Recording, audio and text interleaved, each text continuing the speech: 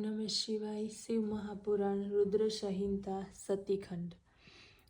અધ્યાય 24. સતીએ કરેલ રામની પરીક્ષા. નારદે બ્રહ્માજીને કહ્યું, હે કૃપાસાગર, આપે અમોને શિવા તથા શિવના પરમ સુંદર યશનું શ્રવણ કરાવ્યું. ત્યાં રહી શિવ તથા સતીએ શું ચરિત્રો કર્યા? ઉત્તરમાં બ્રહ્માજી બોલ્યા, હે મુનિ, પ્રેમથી શિવા તથા શિવનું ચરિત્ર હું કહું છું તે સાંભળો. લૌકિક ગતિનો આશ્રય કરી તેઓ સર્વદા ક્રીડા કરવા લાગ્યા. એક સમયે લીલાધારી શંકર સતીની સાથે નંદી પર બેસી ત્રિલોક્યોનું ભ્રમણ કરી રહ્યા હતા. દંડક વનમાં પહોંચીને ભગવાન શિવે તે ભૂમિના દર્શન કરાવ્યા જ્યાંથી રાવણે સીતાનું હરણ કર્યું હતું, અને જ્યાં ભગવાન રામે સીતાના વિયોગમાં લતાઓ અને વૃક્ષોને સીતાના સમાચાર પૂછ્યા હતા. આ વાત કરતા શિવજી આગળ જતા હતા. તે સમયે પત્નીના વિયોગમાં વિયોગી રામ સીતાને શોધતા ત્યાં દેખાયા. તેવા જ વિરહી હતા. શિવજી તેમની આગળ ગયા, તેમને પ્રણામ કર્યા. પ્રસન્નતાપૂર્વક જય જય શબ્દ બોલતા શ્રી રામચંદ્રને દર્શન આપ્યા. સતીએ આ જોયું. મંદ હાસ્ય કરતા તેમણે શિવજીને પૂછ્યું, હે પરમેશ્વર, આપ તો બધા જ દેવતાઓને નમસ્કાર કરવા યોગ્ય અને સર્વોચ્ચ છો, તો પછી વનમાં ફરતા વિરહી મનુષ્યની જેમ વિચરતા આ બે માણસોના શ્યામ વર્ણવાળા પુરુષને આપે શા માટે વંદન કર્યા? ત્યારે સતીએ આ પ્રમાણે માયાના મોહથી વશ થયેલા જોઈને ભગવાન શંકર હસતા હસતા કહેવા લાગ્યા, હે દેવી, સાંભળો. મેં જેમને પ્રણામ કર્યા તે વરદાનનો પ્રભાવ છે. સૂર્યવંશમાં ઉત્પન્ન થયેલા આ બંને ભાઈઓ તે બુદ્ધિમાન છે. તે દશરથના પુત્રો છે. રામ અને લક્ષ્મણ તેમનું નામ છે. ગોરો લક્ષ્મણ તે નાનો ભાઈ છે, જે શેષ નારાયણનો અવતાર છે. મોટાનું નામ રામ છે. તે ઘણા જ શાંત અને વિષ્ણુના અવતાર છે. આ પૃથ્વી પર સાધુ જનોની રક્ષા માટે ને અમારા કલ્યાણ માટે અવતર્યા છે. આ પ્રમાણે કહેતા ભગવાન શંકર મૌન થઈ ગયા. સતીના મનમાં શ્રદ્ધા ઉત્પન્ન થઈ. શિવની માયાથી સતીનું મન વિચલિત બન્યું હતું. સતીના મનમાં વિશ્વાસ ઉત્પન્ન કરવા ભગવાન શિવે કહ્યું, હે દેવી, જો તમને મારા વચનોમાં વિશ્વાસ ન હોય તો જાઓ અને તેમની બુદ્ધિથી રામની પરીક્ષા કરો. હે પ્રિયે, તમારો મોહ દૂર થાય તેવો ઉપાય કરો. ત્યાં સુધી હું અહીં વડની નીચે બેસીને તમારી રાહ જોઈશ. શિવજીની આજ્ઞા મેળવી સતી રામની પરીક્ષા કરવા ચાલ્યા. ત્યાં જઈને વિચારવા લાગ્યા કે કેવી રીતે પરીક્ષા લઉં. તેમણે વિચાર કર્યો કે હું સીતાનું રૂપ ધારણ કરી રામની નજીક જાઉં. ખરેખર રામ વિષ્ણુના અવતાર હશે તો મને ઓળખી જશે, અન્યથા નહીં ઓળખી શકે. સતીએ સીતાનું રૂપ લીધું. પરીક્ષાને માટે તે રામની પાસે ગયા. સતીને સીતાના સ્વરૂપે જોઈ રામે કહ્યું, હે સતી, આ સમયે શિવજી ક્યાં છે? જો તમે પતિ વગર આ વનમાં એકલા ફરી રહ્યા છો, હે સતી, તમે તમારા સ્વરૂપનો ત્યાગ શા માટે કર્યો છે? આ સ્વરૂપને કેમ ધારણ કર્યું છે? રહસ્યને પામી ચૂકેલા રામ દ્વારા બોલતા આ શબ્દને સાંભળીને સતીને આશ્ચર્ય થયું. હવે તે રામને સાક્ષાત વિષ્ણુ સમજીને તેને કહેવા લાગ્યા કે, હે રામ, મેં તમારી પ્રભુતા જોઈ છે, પરંતુ મારે માત્ર એક જ વાત જાણવી છે કે શિવજીએ આપને કેમ પ્રણામ કર્યા? આની મને શંકા છે. આપ સાચે સાચું કહો, મારી શંકા નિવારણ કરો. સતીના આ વચનો સાંભળીને રામ નેત્રોમાંથી હર્ષાશ્રુ વહેવા લાગ્યા. અધ્યાય 25. શિવનો સતી વિયોગ. રામે કહ્યું, હે દેવી, ઘણા સમય પહેલા શિવે પોતાના લોકમાં વિશ્વકર્માને બોલાવ્યા. તેમના દ્વારા એક સુંદર ગૌશાળાનું નિર્માણ કર્યું. એમાં એક મનોહર વિસ્તૃત ભવન, તેમાં એક દિવ્ય સિંહાસન તથા બધાથી અદ્ભુત એક દિવ્ય શ્રેષ્ઠ છત્ર પણ બનાવડાવ્યું. પછી ઇન્દ્ર વગેરે દેવતાઓ, શાસ્ત્રો, પુત્રો સહિત બ્રહ્મા, મુનિઓ, દેવીઓ, અપ્સરાઓ બોલાવી તેમના દ્વારા અનેક વસ્તુઓનો સંગ્રહ કર્યો. નાગો, નિષોડ કન્યાઓ આવી, તેમણે મંગલાચાર કર્યો. સંગીતજ્ઞો આવ્યા, વીણા, મૃદક વગેરે વગાડીને સંગીતનું જ્ઞાન આરંભાયું. આ પ્રમાણેનો ભવ્ય સમારોહ થયો. રાજ્યાભિષેકની ઘણી સામગ્રીઓ એકઠી થઈ. તીર્થના જળથી ભરેલા 5 ઘડાઓ મંગાવવામાં આવ્યા. બીજી પણ દિવ્ય સામગ્રી એકઠી કરવામાં આવી. દિવ્ય ઘોર શંખનાદ થયા.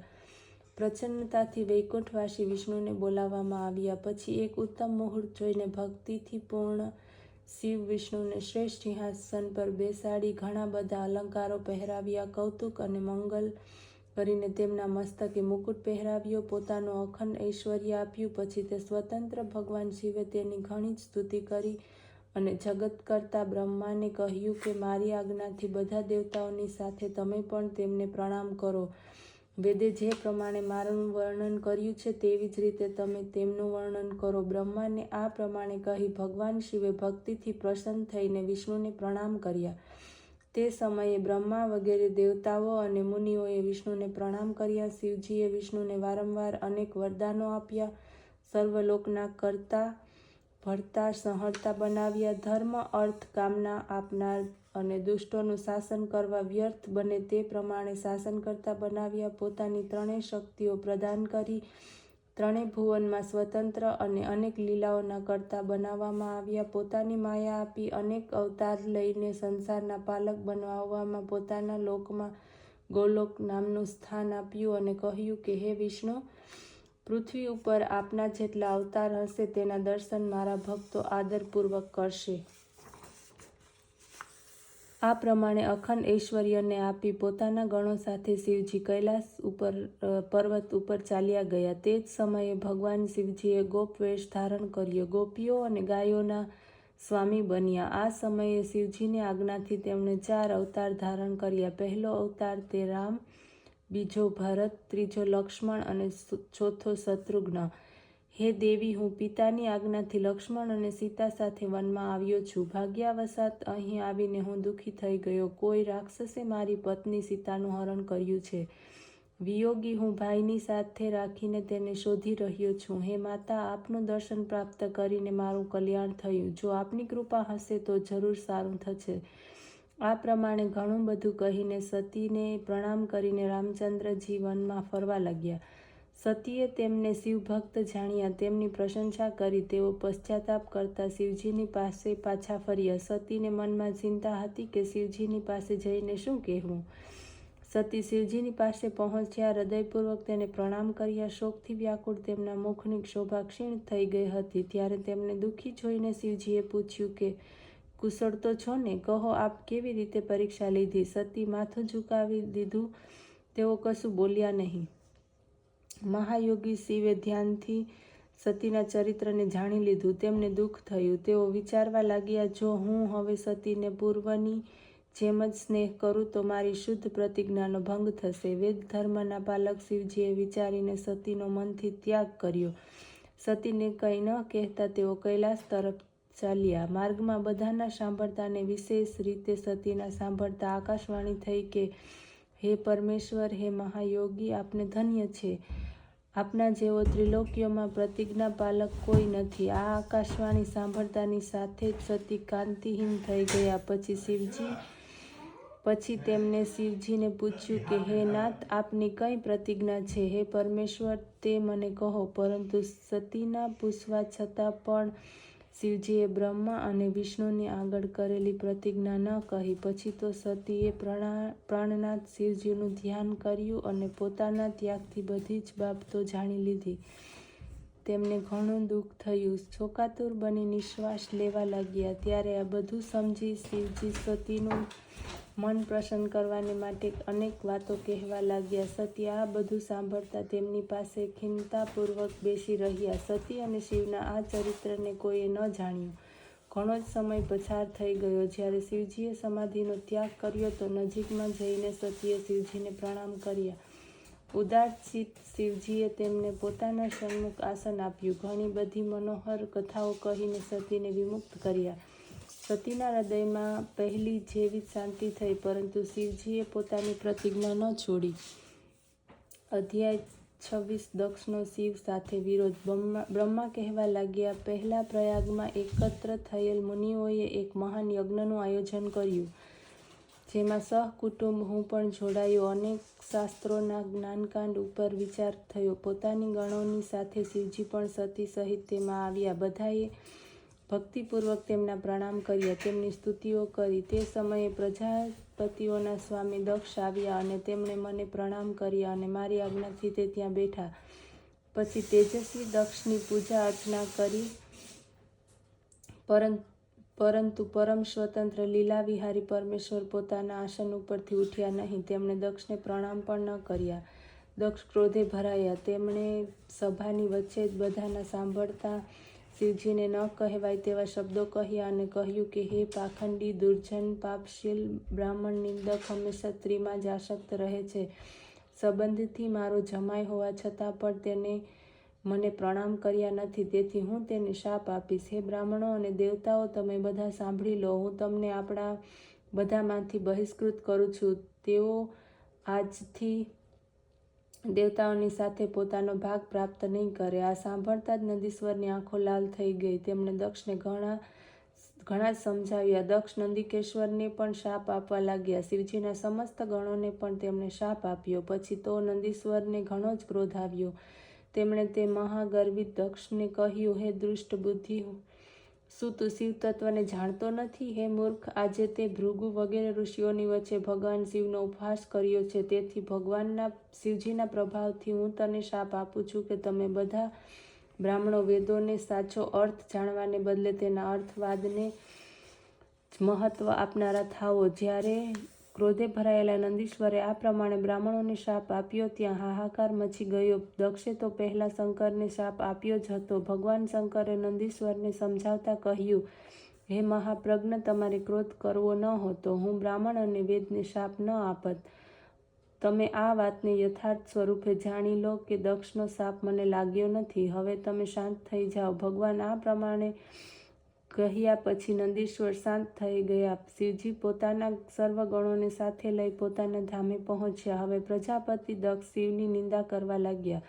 હે નારદ, મેં તને દક્ષ અને શિવ વચ્ચેનો કલહ કહી સંભળાવ્યો. હવે જે રીતે દક્ષને શિવજી દ્વારા જે શિક્ષા મળી તે આગળ કહું છું, તે ધ્યાનથી સાંભળો. અધ્યાય 27 દક્ષ યજ્ઞ. બ્રહ્માએ નારદને કહ્યું પછી મનમાં આ વાત રાખીને કનખલ ક્ષેત્રમાં પ્રજાપતિ દક્ષે ઘણો મોટો યજ્ઞ કર્યો, જેમાં ભૃગુ વગેરે તપસ્વી ઋષિઓ ઋત્વિજ હતા. બધા ગંધર્વો, વિદ્યાધરો, યજ્ઞો, આદિત્યો અને બધા જ નાગોને દક્ષે આ મહાયજ્ઞમાં આમંત્ર્યા હતા.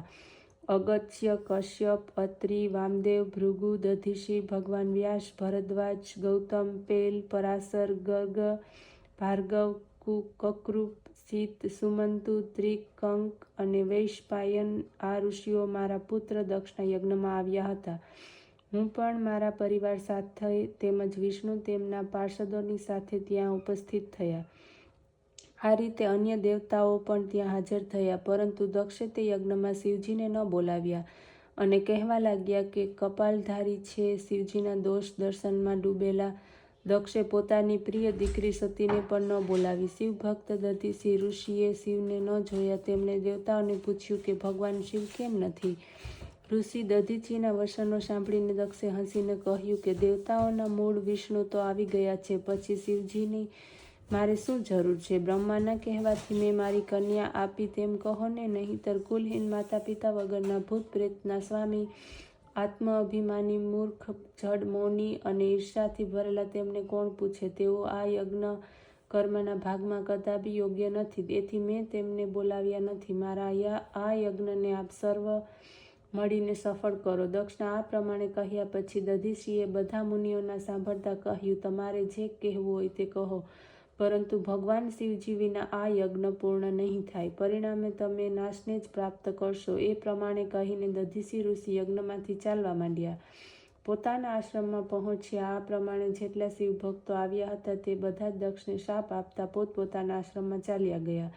દક્ષ હસવા લાગ્યા. પછી તેમણે બીજા મુનિઓને કહ્યું, શિવ ભક્ત દધીચી ચાલ્યા ગયા તે સારું થયું. હું તો બહિષ્કૃત કરેલાઓ મારા યજ્ઞમાં આવે તેમ ઈચ્છતો જ નથી. વિષ્ણુ વગેરે સર્વ આપ બધા વેદના વક્તા છો. મારા યજ્ઞને સફળ બનાવો. દક્ષની વાત સાંભળતા દેવતા અને મુનિ શ્રેષ્ઠો શિવની માયાથી મોહિત થઈ ગયા. તેમણે દેવતાઓની પૂજા આરંભ કરી દીધી. હે મુનિ શ્રેષ્ઠ નારદજી, દક્ષના શાપથી કથા મેં તમને સંભળાવી. હવે યજ્ઞ વિધ્વંસની કથા સંભળાવું છું.